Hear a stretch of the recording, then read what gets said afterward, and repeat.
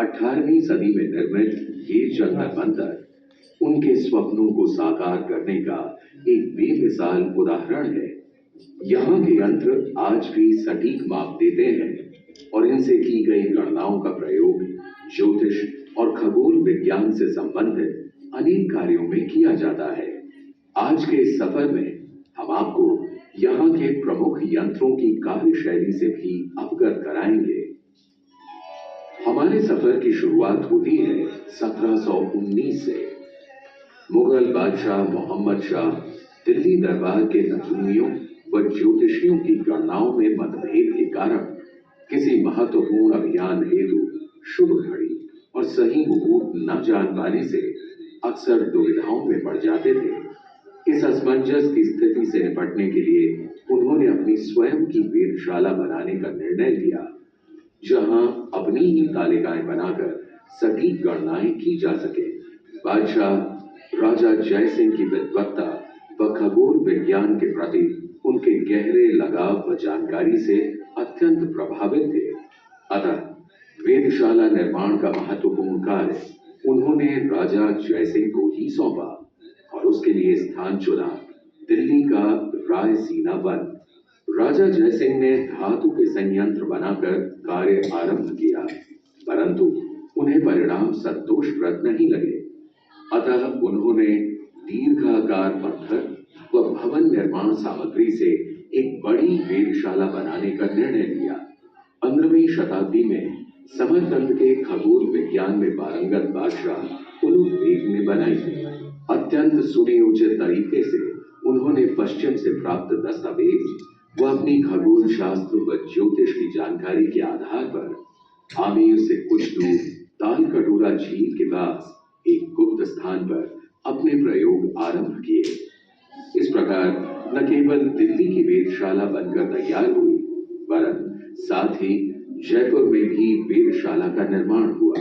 बाद में वाराणसी, उज्जैन व मथुरा में भी वेधशालाएं बनवाई गई। इस प्रकार का संकेत भी मिलता है कि उन्होंने अपनी नई राजधानी जयपुर के राजमहल के निर्माण के समय उसकी धुरी का कोण खगोलीय उत्तर दिशा के कोण से मिलवाया। जयपुर के इस जंतर मंतर में 18 पूर्ण कार्यान्वित यंत्र हैं, जिनमें से कुछ पर जय सिंह की दूरदर्शिता एवं मौलिक सोच की छाप है। चलिए अब हम इन साधारण दिखने वाले यंत्रों के बारे में कुछ और समझें। पहले हम धूप घड़ी को साधारण चित्रों से समझें। दिन भर में सूर्य की स्थिति के अनुसार हमारी परछाई बदलती रहती है। सुबह सूरज पूर्व में होता है तो हमारी परछाई पश्चिम की तरफ पड़ती है। दोपहर को जब सूरज ठीक हमारे सिर पर दमकता है तो हमारी परछाई हमारे ठीक नीचे पहुंच जाती है, और जब सूरज पश्चिम में होता है तो यही परछाई पूरब की तरफ पसरती चली जाती है। अगर इस परछाई को हम एक गोलाकार आकृति की पट्टी पर रख दें ताकि परछाई बराबर गति से घूमती रहे, तो हम दिन में कभी भी किसी भी समय का अनुमान लगा सकते हैं। धूप घड़ी हमारे इसी काम में मदद करती है। धूप घड़ी पर लगे चिन्हों से सुबह से शाम तक का समय सहजता से पता किया जा सकता है। ये पट्टी जितनी बड़ी होगी, समय की जानकारी उतनी ही सूक्ष्म व सही होगी। लघु सम्राट यंत्र में हम मिनट के 20वें सेकंड तक को देख सकते हैं, और बृहद सम्राट में हमें 2 सेकंड की भी जानकारी मिल जाती है। इस बृहद यंत्र की सीढ़ियां उत्तरी ध्रुव तारे की सीध में ऊपर जाती हैं, यानी इन सीढ़ियों की सीध धरती की उत्तर दक्षिणी धुरी के समानांतर है। नीचे का हिस्सा एक बड़े घेरे का आधा हिस्सा है। अगर ये घेरा पूरा बना दिया जाए तो सीढ़ियां इसके बीच में आ जाएंगी और ये धरती की भूमध्य रेखा को दर्शाएगा। इस तरह ये यंत्र दरअसल हमारी धरती की एक नकल है। सीढ़ियों के ढलान का कोण धरती पर इस यंत्र की जगह के अक्षांश पर निर्भर करता है। जयपुर में इन सीढ़ियों का कोण 27 डिग्री है और धरती पर जयपुर का अक्षांशीय कोण भी 27 डिग्री ही है। हमारी धरती भी अंतरिक्ष का हिस्सा है। जिसके आकाश मंडल के तारे एक गोले में बिखरे हुए प्रतीत होते हैं। इसे हम खगोलीय गोला कहते हैं। हर राशि के लिए एक अलग यंत्र है और इन यंत्रों की सहायता से हम इन राशियों की आकाश में स्थिति का अनुमान लगाते हैं। इन्हें हम राशि वलय यंत्र कहते हैं। हमारी 12 राशियां सूर्य के काल्पनिक मार्ग पर होती हैं और आकाश को 12 बराबर भागों में बांटती हैं। रात के अंधेरे में हमें इस राशि पट्टी के सिर्फ एक भाग की राशियां नजर आती हैं और दूसरे भाग की राशियां सूरज के उजाले में छिप जाती हैं। साल भर में सूरज जैसे जैसे सभी राशियों के सामने बारी बारी आ जाता है, वैसे वैसे हम बाकी राशियों को भी रात के अंधेरे में देख पाते हैं। इससे हमें महीने और साल पूरे होने का हिसाब भी मिल जाता है। धरती की धुरी पर घूमने के कारण दिन में ये राशियां हमारे ठीक ऊपर आ जाती हैं। सिर्फ उस समय हम राशि वलय यंत्र से उनकी स्थिति का अनुमान लगाते हैं।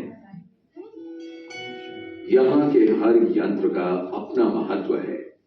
ये राम यंत्र जयसिंह की वैज्ञानिक सूझबूझ का प्रमाण है। इससे हम किसी भी तारे या ग्रह की स्थिति यानी दिशा और ऊंचाई जान सकते हैं। सही गणनाएं देने के लिए इसे 2 भाग में बनाया है ताकि इनमें खड़े होकर आसानी से गणनाएं ली जा सके। समझने के लिए सूरज का ही उदाहरण ले लीजिए।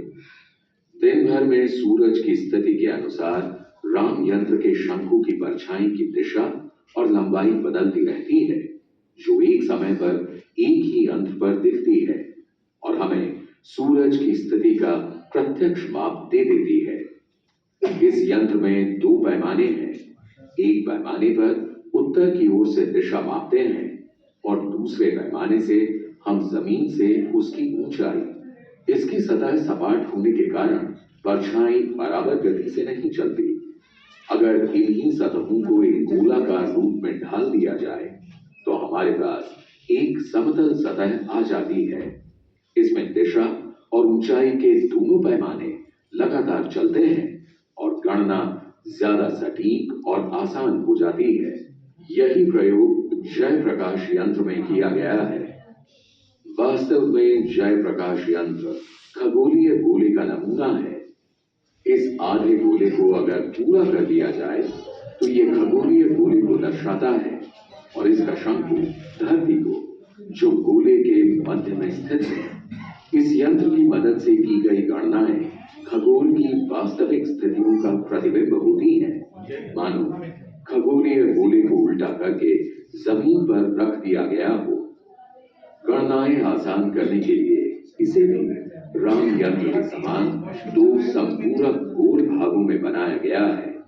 जय प्रकाश यंत्र जंतर मंतर का सबसे पूर्ण यंत्र है, जो राजा जयसिंह के अपने नाम के अनुरूप है, तो जिसकी मदद से हम सभी गणनाएं कर सकते हैं।